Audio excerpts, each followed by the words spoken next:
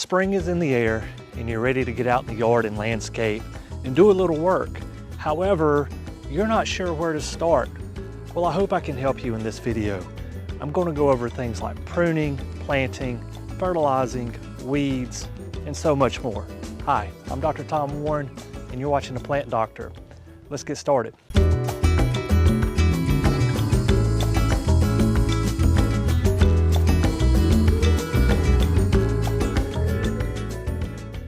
The first thing I want to talk about is dividing plants and transplanting, and there's some do's and don'ts here. If you are working with a bulb plant or a plant that tends to grow in clumps, the general rule of thumb is spring's an awesome time to divide those out. For example, these irises here beside me, if I were to dig this up, I could easily get 1, 2, 3, probably 4 new plants out of this one clump of iris. It's better to do it in early spring while the temperatures are still cool. If the flowers come up on this, it's probably a little too late in the season to do it.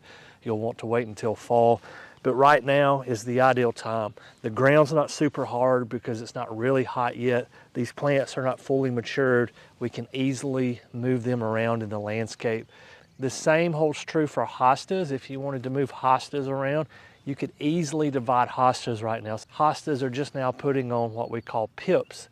And pips are the early vegetative development of hostas, and they're easy to find. If you pull back your mulch a little bit, you'll be able to see it.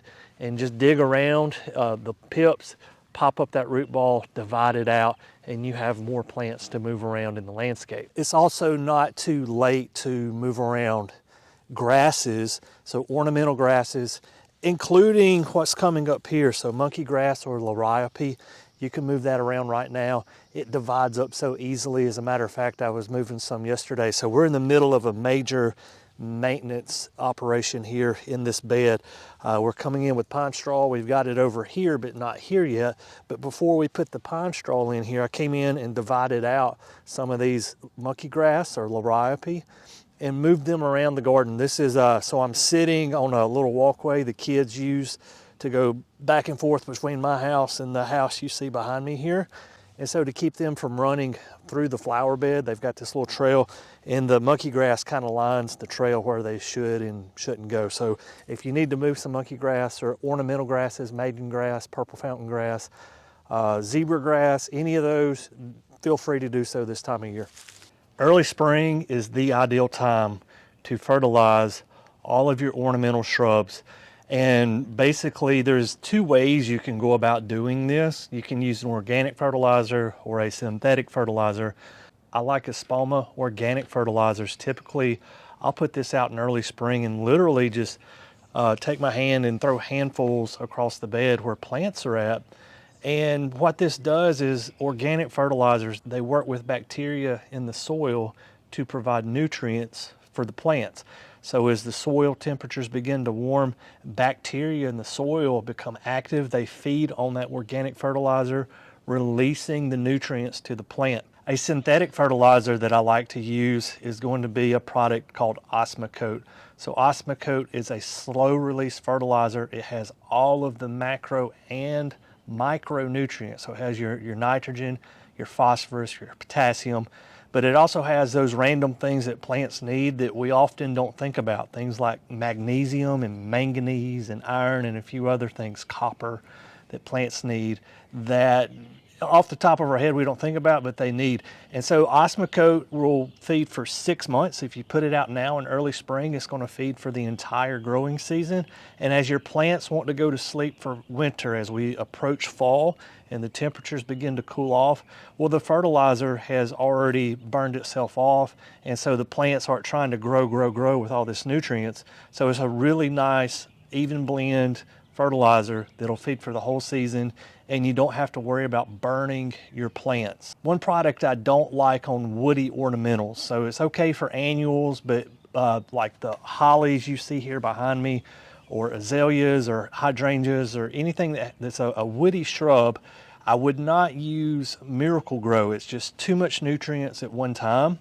and you're going to get long leggy branches that are not strong and healthy long term. They'll look great in the short term, but long term they're going to be long leggy just because they're growing too fast, and you get a big windstorm or an ice storm and it's going to shatter those plants because they're growing way too fast.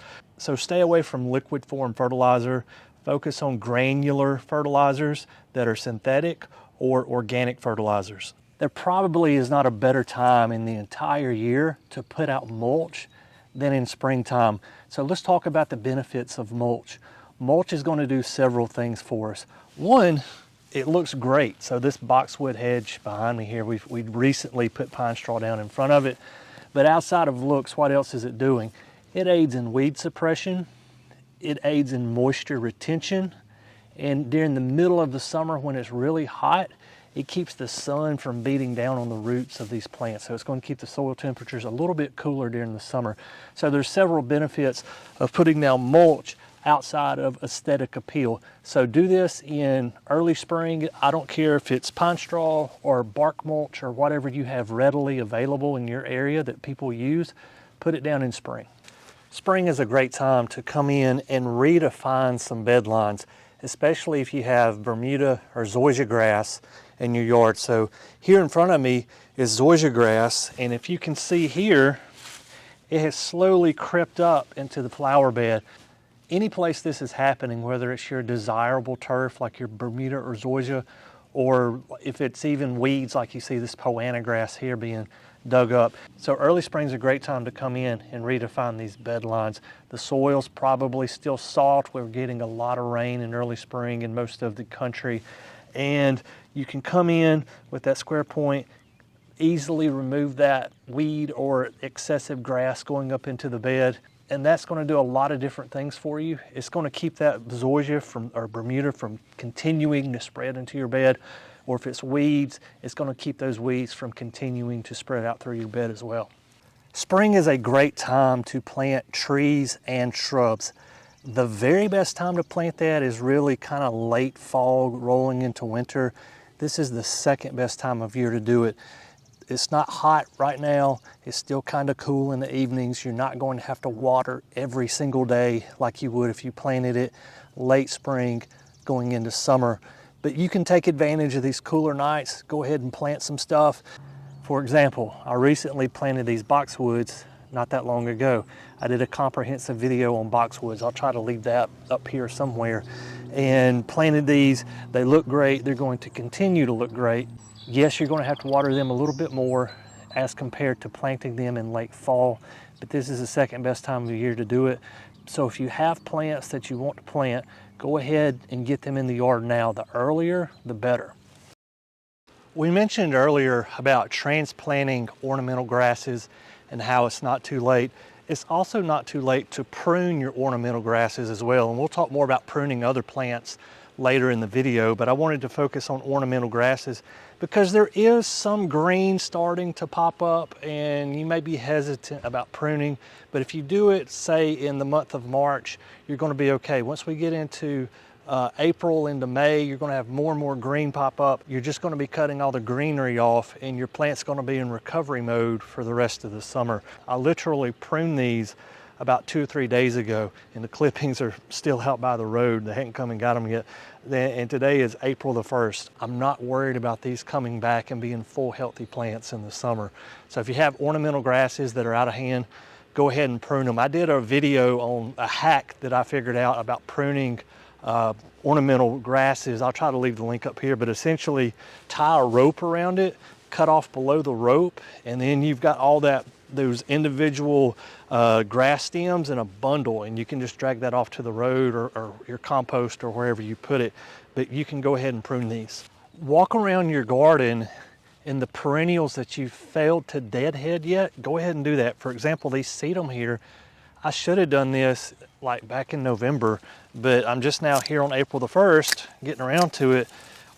We don't want to leave these standing up over the top of the new vegetation. If you look down here, you can see the new vegetation coming up. It just kind of shades it out. It's also unsightly, and so we can just remove it. We're in the process, like I said earlier, of coming in and mulching all of this, putting down pine straw and bark.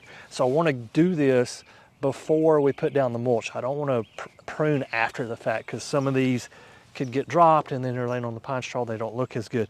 So it's not too late to deadhead any of your perennials, whether that be salvia or rudbeckias or hostas that still have flower stalks, or in this case sedums. Get out there and do it. The earlier, the better. Since we're on the topic of pruning, let's just do a general comprehensive conversation on pruning itself. In early spring, it gets real tricky. So there's two things in general I want you to think about before you go pruning your plants. One is, remember the May rule. If it flowers before May, don't be pruning it right now. All right, so azaleas, don't prune. Rhododendrons, don't prune. If it flowers later than May, you can go ahead and prune those. The second thing I want you to do is this: if you're still uncertain with using the May rule, use Google, or even now you can use ChatGPT or Gemini. Just type in, when should I prune loropetalum? And it'll tell you. I have been playing around with AI and how intelligent it is with different horticulture topics. And 6 months ago, it was kind of, I don't trust this, but as the machinery keeps learning and refining its processes, it's giving more and more accurate answers. So start to lean on those a little bit. Lean on your search engine, lean on AI a little bit. When you're in doubt with pruning, it will tell you exactly when to prune those plants. So as you're going around pruning, one thing that I do want you to look for is something we call suckers. So suckers are going to be growth on trees that we don't want. And sometimes those come from the roots, or in this example here, this is just a side shoot on a crepe myrtle. So we have lifted the canopy of this crepe myrtle. We want a tall canopy on this particular specimen. And ever so often we have to come in and just remove suckers. So it's pretty easy. Just walk around. As you see suckers, go ahead and cut them. And one of the advantages of doing this in early spring is oftentimes they're tender and supple enough, you can just pinch them between your thumb and your index finger and they'll pull right off.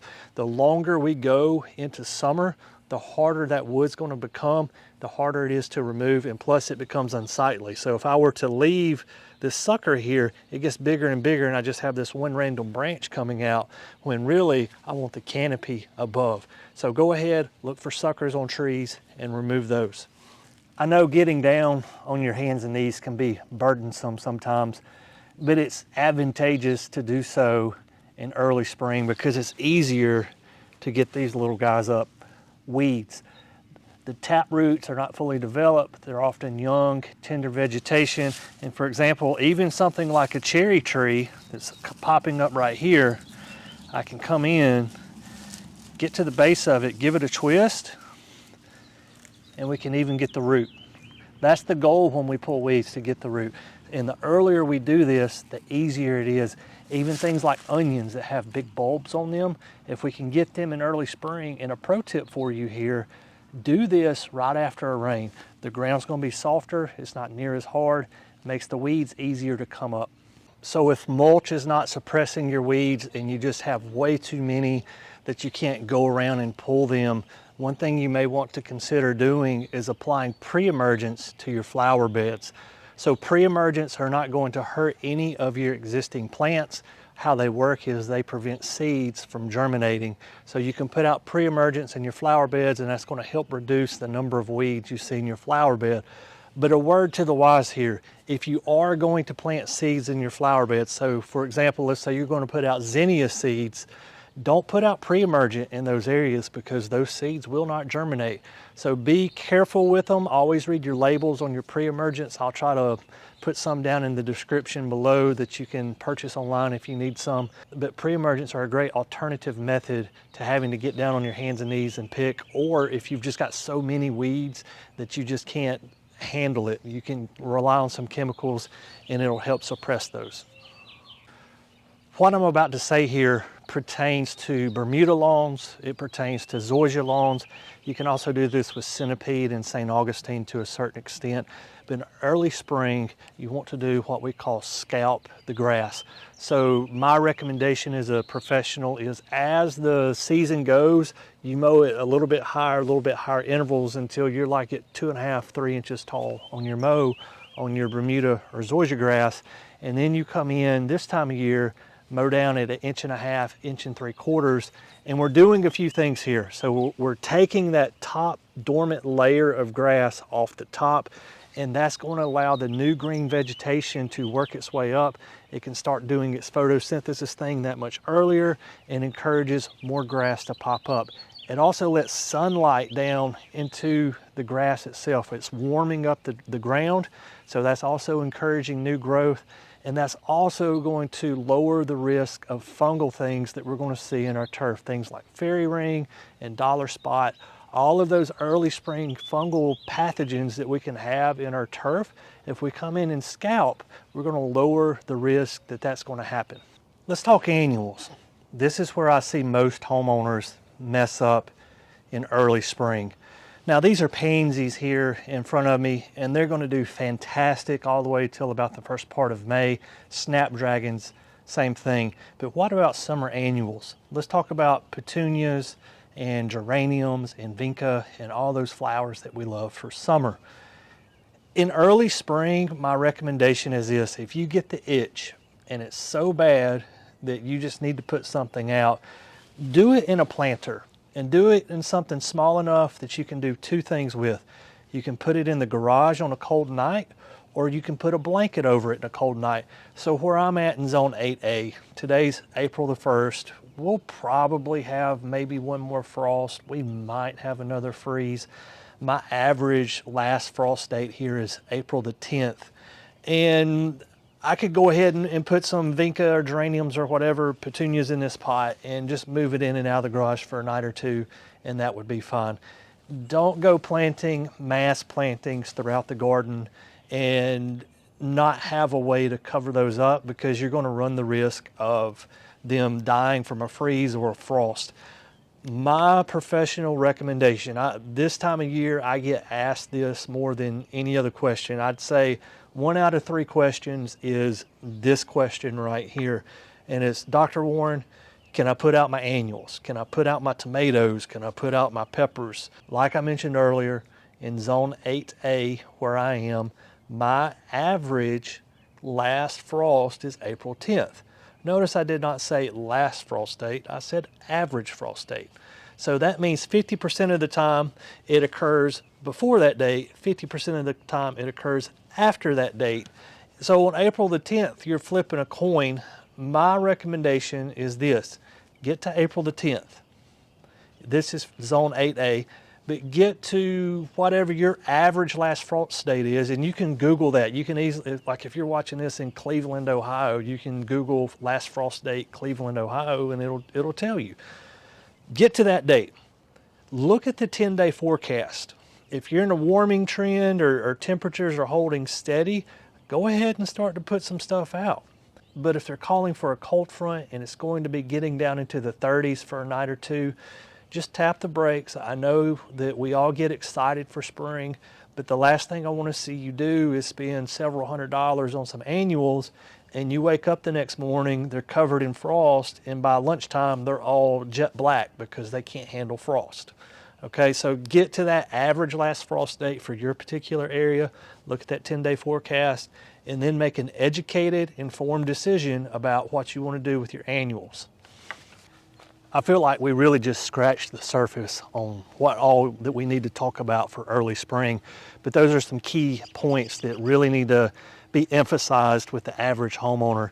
If you have things that you do in your yard in early spring that I did not mention here in this video, please leave those down in the comments below. We're a community of learners here on the channel, and I'd love to learn I would love to learn something from you, the viewer. Guys, as always, thank you for watching The Plant Doctor, and until next time, happy gardening.